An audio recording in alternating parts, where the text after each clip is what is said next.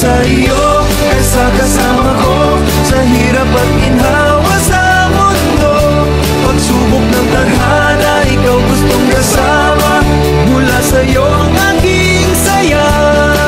Sarap karamay sa mundo, sarap karamay sa mundo, mahal ko. La la la la la la la la la la la la la la la la.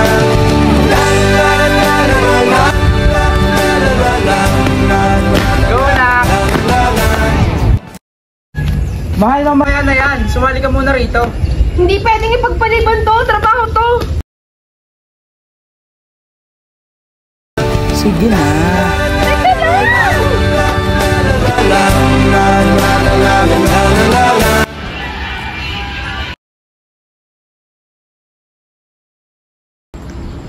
Salamat, mahal ha. Ikaw pa. Asikasuhin ko muna ang anak natin.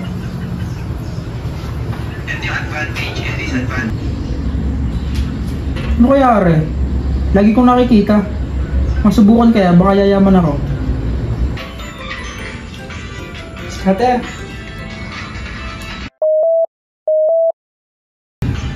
Yes! Paldo! Habang tumatagal, mas lalong nalululong ang asawa ko sa pagsusugal. Hindi na siya nakakapagtrabaho at hindi na rin nakakapag-focus sa amin.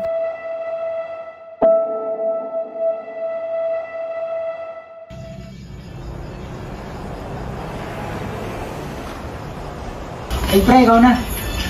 Ay, pre, ano bang ginagawa mo? Ay, pre, ikaw na. Ano ba kasi to? Ay, pre, andyan na pala asawa mo. Ruel, umuwi-uwi ka nga sa atin. Lagi ka na lang ganyan. Mamaya, kakatuwa lang dito eh. Dahil sa inis at galit ko, hindi maaring hindi siya susunod sa akin. Galing sa araw-araw na pagod sa trabaho, kadalasan pa'y madaratingan ko na ganito.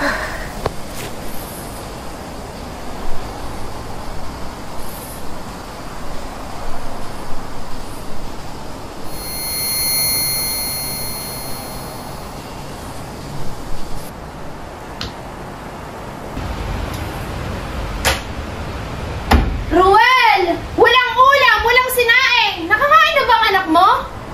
Ruel! Nakikinig ka ba? Ano to? Wala yan! Ano nga? Wala! Sabihin mo! Sugal! Sugal?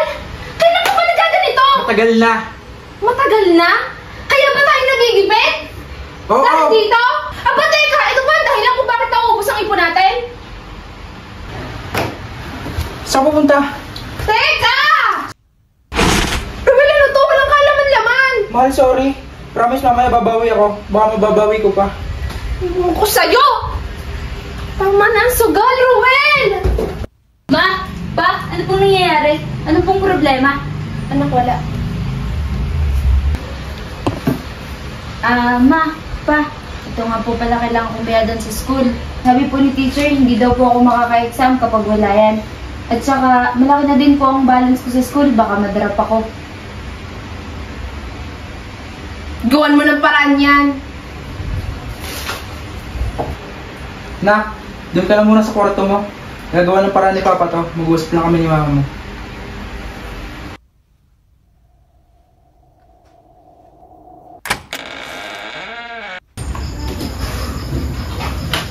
Mahal, paano na? Ang dami na nating problema. Di ba dapat ikaw ang tinatanong ko? Ang dami natin yung problema, oo. Pangbayad ng tuition ng anak mo. Marami tayong dapat gawin at alalahanin. Kasalanan niya na pagsusugal mo eh. Ruel, ano? Nakikinig ka ba? Ruel! Ruel! Nakikinig ka ba? Oo na. Di ba dapat ikaw ang tinatanong ko? Ang dami naming problema, lalo na sa pera. Tapos wala pa kaming makain. Makapagnako nga sa bagong convenience store sa labas. Ruel, ano? Nakikinig ka ba? Kasalanan niya na pagsusugal mo eh.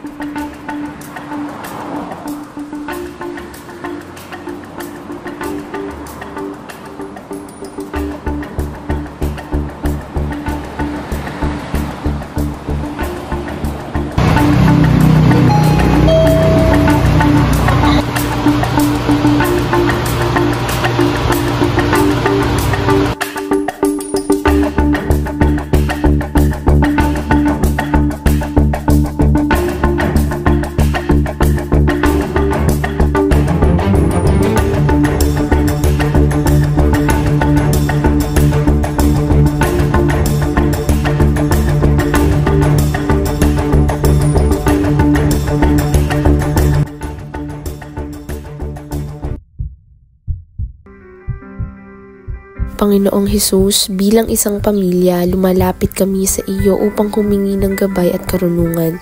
Sa mundong maraming naglalabang tama at mali, turuan mo po kaming unawain kung ano ang totoo at mabuti ayon sa iyong salita.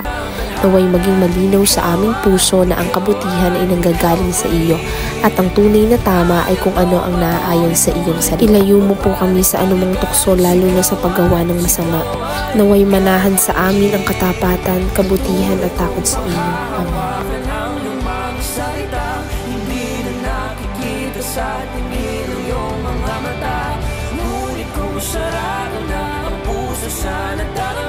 Natutokso ka ba? Okay. Kapag natutokso ka, hindi ka pa nagkakam. Kapag ginawa mo yun, yun na. Doon ka nagkamali. Dati, ngayon, na nakilala mo si Lord, lumalaban ka na sa temptation. Yung pumapalag ka na. Yung malito may something, may malito. Bakit? Because fear of the Lord is the beginning of wisdom. Sa ngalan mo, Jesus, may paghilom. Sa ngalan mo, Jesus, walang kulang. Sa ngalan mo, panatag ang puso ko. Sa lahat ng bagay ng sinulat ng tadhana, ikaw pa rin. Ang iyong paulit-ulit kong babalik-balikan. Sigaw ay, ikaw pa rin. Salamat, mahal. Patuloy kong panghahawakan ang lumang salita. Hindi na nakikita sa tingin ng iyong mga mata. Ngunit kung sarado na.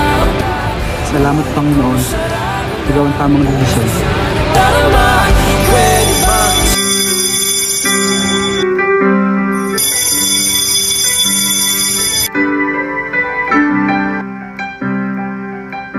Sa ngalan mo, Jesus, may paghilom. Sa ngalan mo, Jesus, walang kulang. Sa ngalan mo, panatag ang puso ko.